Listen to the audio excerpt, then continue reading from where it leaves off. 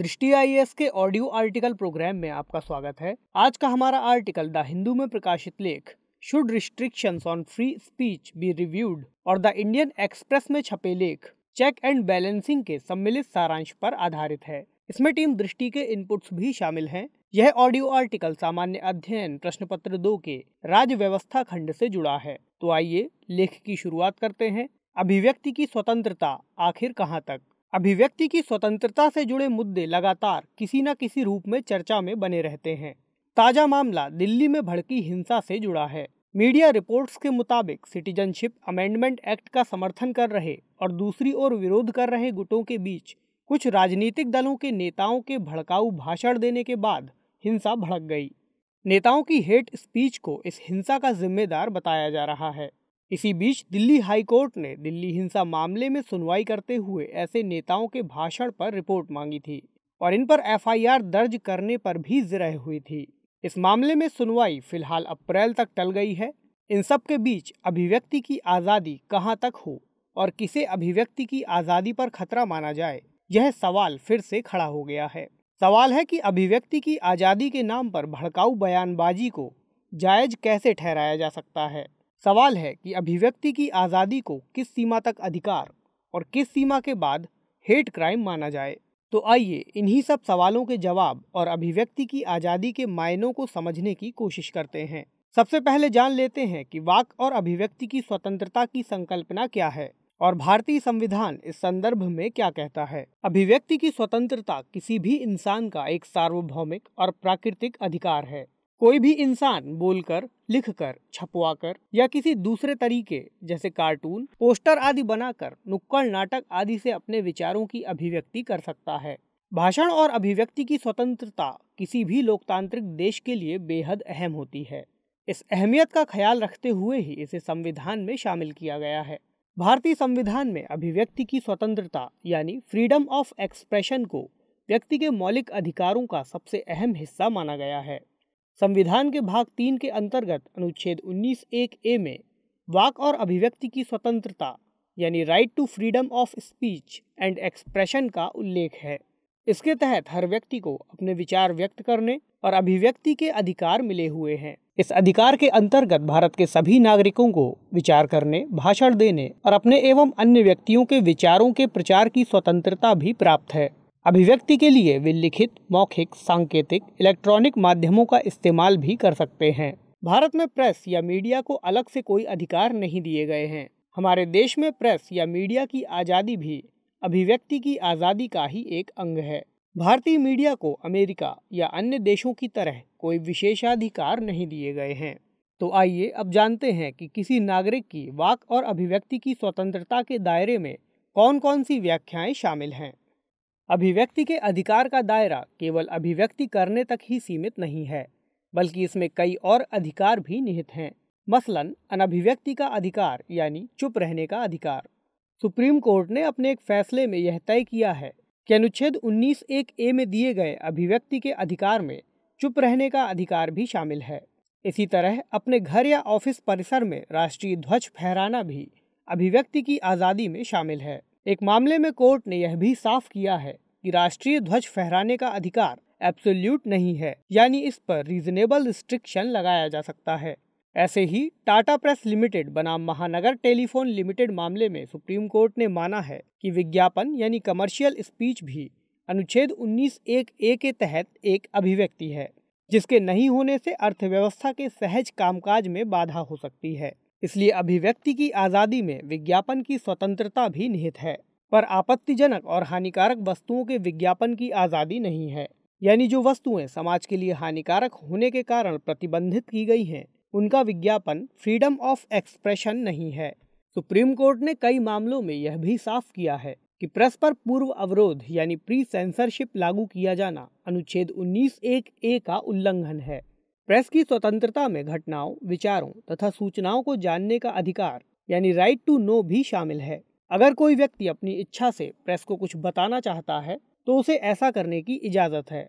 1985 के Indian express newspapers बनाम भारत संघ मामले में उच्चतम न्यायालय ने यह तय किया कि लोकतांत्रिक व्यवस्था में नागरिकों को यह हक भी होता है कि वे सरकार के संचालन से जुड़े तथ्यों को जान सकें। ऐसी सूचनाएं देने से केवल उन्हीं हालातों में इनकार किया जा सकता है जिनमें देश की सुरक्षा या लोकहित के लिए उन सूचनाओं को गोपनीय रखना जरूरी हो। इसी के प्रभाव में दिसंबर 2002 में फ्रीडम ऑफ इंफॉर्मेशन एक्ट 2002 पारित किया गया, जिसे निरस्त कर राइट टू इंफॉर्मेशन एक्ट 2005 लाया गया। जानने के अधिकार के आधार पर ही सुप्रीम कोर्ट ने यह तय किया है कि हर मतदाता को अपने उम्मीदवारों के बारे में इतनी सूचनाएं मिलनी चाहिए कि वह चुनावों में सही विकल्प चुन सके। 2004 के People's Union for Civil Liberties बनाम भारत संघ मामले में माना गया है कि मतदाताओं को सूचना का अधिकार अनुच्छेद 19(1)(a) के तहत प्राप्त है। इस आदेश के बाद से उम्मीदवारों को नामांकन पत्र भरते समय कुछ निर्धारित सूचनाएं देना जरूरी है, लेकिन अभिव्यक्ति के अधिकार पर प्रतिबंध भी लगाए जा सकते हैं। ऐसे में सवाल है कि वाक और अभिव्यक्ति की स्वतंत्रता पर किन आधारों पर प्रतिबंध लगाए जा सकते हैं। अभिव्यक्ति की आज़ादी का दायरा काफ़ी बड़ा ज़रूर है, लेकिन असीमित नहीं।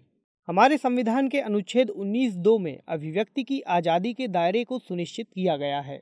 संविधान में कुछ मूल अधिकारों के साथ साफ तौर पर बताया गया है कि उन पर क्या सीमाएं लागू होंगी। ऐसी सीमाओं को युक्तियुक्त निर्बंधन यानी रीजनेबल रिस्ट्रिक्शन कहा जाता है। संविधान के अनुच्छेद 19(2) में बताया गया है कि अभिव्यक्ति के अधिकार पर कौन कौन से रीजनेबल रिस्ट्रिक्शन लागू होंगे। इनमें एक अहम निर्बंधन है राज्य की सुरक्षा। इसका मतलब ऐसी अभिव्यक्तियों को रोकने से है जो आंतरिक अशांति, राज्य के विरुद्ध युद्ध या फिर बड़े नुकसान वाले हिंसात्मक अपराधों को भड़काती हैं। ऐसे ही विदेशी राज्यों के साथ मैत्रीपूर्ण संबंधों को युक्तियुक्त निर्बंधन का आधार बनाया गया है।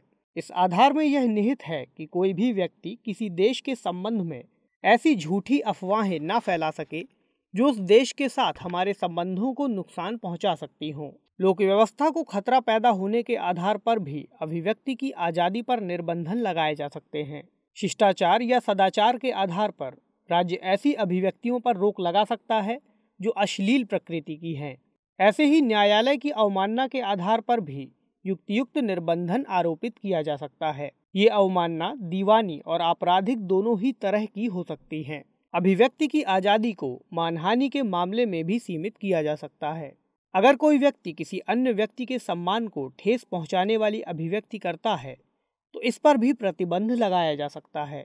अगर कोई व्यक्ति किसी अन्य व्यक्ति को कोई अपराध करने के लिए उकसाता है या प्रेरित करता है, यानी अपराध उद्दीपन इंसाइटमेंट टू एन ऑफेंस करता है, तो भी अभिव्यक्ति की स्वतंत्रता को बाधित किया जा सकता है।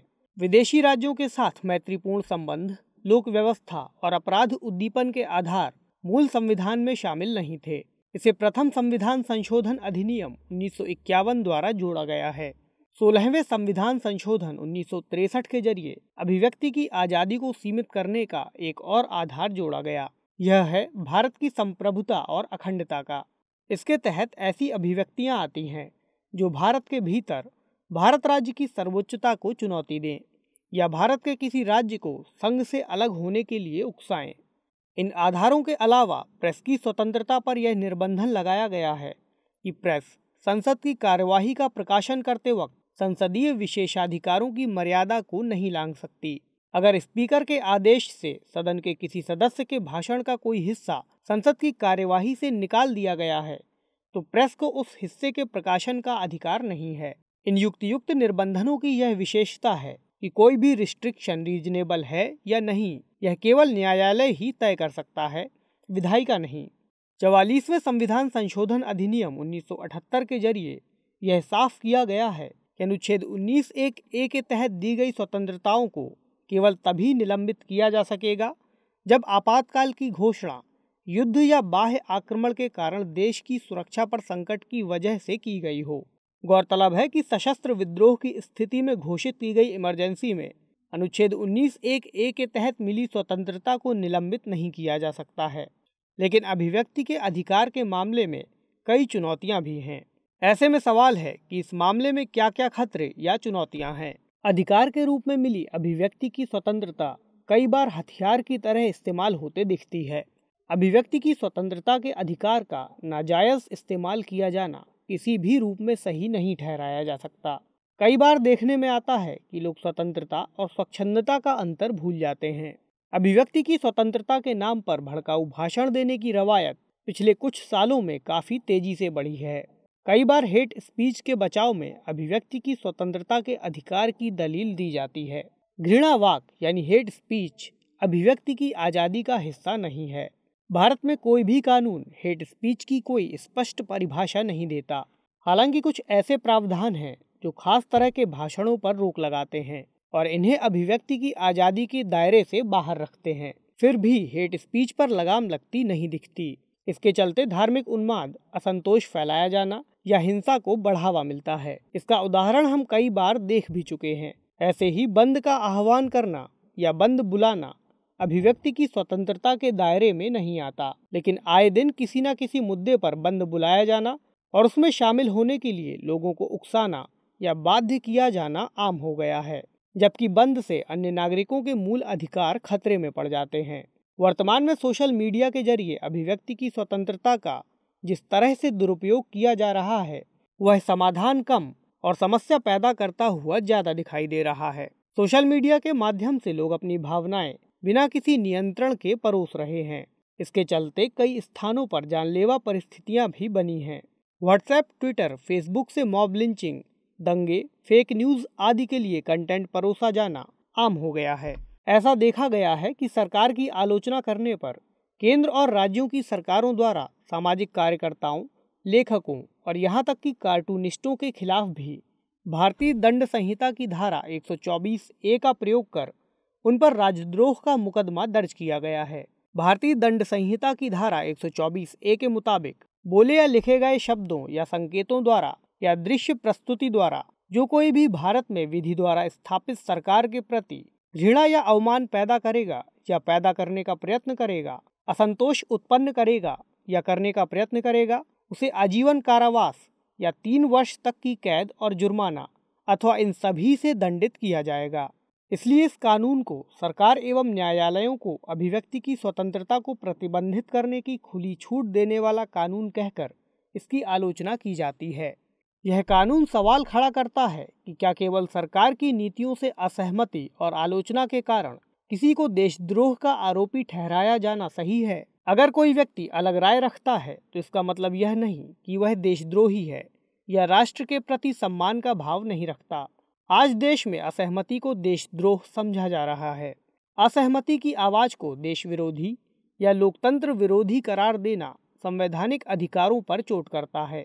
सरकार का विरोध करना किसी को देश के खिलाफ खड़ा नहीं करता। भारत के प्रत्येक नागरिक को सरकार की आलोचना करने का अधिकार है। अगर असहमति की आवाज को दबाने की कोशिश करेंगे तो यह अभिव्यक्ति की आज़ादी पर हमला होगा। इसलिए कई बार सरकारों पर ये आरोप लगते रहे हैं कि वह अभिव्यक्ति की आज़ादी छीन रही है। हालिया दिनों में कई ऐसे मामले देखने को मिले हैं जिनमें किसी एक धर्म विशेष के जयकारे लगाने या देशभक्ति साबित करने के लिए नारे लगाने के लिए लोगों को बाध्य किया गया, जो कि किसी भी नागरिक की अभिव्यक्ति की स्वतंत्रता और निजता का अधिकार दोनों का हनन है। ऐसे में सवाल है कि आखिर आगे की राह क्या हो। राष्ट्रीय अखंडता की सुरक्षा के साथ ही नागरिकों को वाक एवं अभिव्यक्ति की स्वतंत्रता की गारंटी देना एक कामयाब लोकतंत्र की पहचान है। लेकिन हर अधिकार अपने साथ जिम्मेदारियां लेकर आता है। अभिव्यक्ति का अधिकार भी इसका अपवाद नहीं है और नागरिकों को इस जिम्मेदारी का एहसास होना चाहिए। अभिव्यक्ति की स्वतंत्रता के नाम पर इतनी भी स्वतंत्रता नहीं दी जा सकती जिससे किसी के जानमाल को नुकसान पहुंचाया जा सके। हेट स्पीच और अभिव्यक्ति की स्वतंत्रता के बीच रेखा खींची जानी चाहिए। इसके लिए हेट स्पीच को स्पष्ट किया जाना बेहद जरूरी है। इसी तरह देशद्रोह और अभिव्यक्ति की स्वतंत्रता के बीच के अंतर को भी साफ किया जाना जरूरी है ताकि नागरिकों के मौलिक अधिकारों को संरक्षित किया जा सके। विधि आयोग ने भी इस संदर्भ में सलाह दी है कि अंग्रेजों के जमाने से चली आ रही भारतीय दंड संहिता की धारा 124A पर पुनः विचार करने या उसे रद्द करने की जरूरत है। राष्ट्रीय अखंडता की रक्षा करना जरूरी है, लेकिन इसका दुरुपयोग स्वतंत्र अभिव्यक्ति पर नियंत्रण स्थापित करने के उपकरण के रूप में नहीं किया जाना चाहिए, ताकि लोकतंत्र की बुनियादी शर्त अभिव्यक्ति की आज़ादी की रक्षा हो सके और संवैधानिक मूल्यों की भी। तो आइए अब नोट करते हैं आज का सवाल। वाक और अभिव्यक्ति की स्वतंत्रता लोकतंत्र की बुनियादी शर्त है, लेकिन घृणा वाक इस संदर्भ में बड़ी चिंता बनकर उभरी है। इस कथन के आलोक में अभिव्यक्ति की स्वतंत्रता का मूल्यांकन कीजिए।